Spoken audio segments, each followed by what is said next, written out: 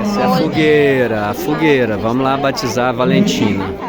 Agorinhos com o padre aí, ó, minha esposa. O padre Joel Ciela. E a fogueira foi acendida. Fogueira de São João.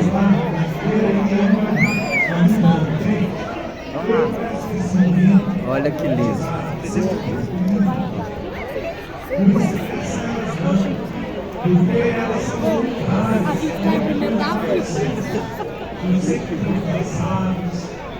E aí vamos batizar a Valentina nessa tradição maravilhosa, né?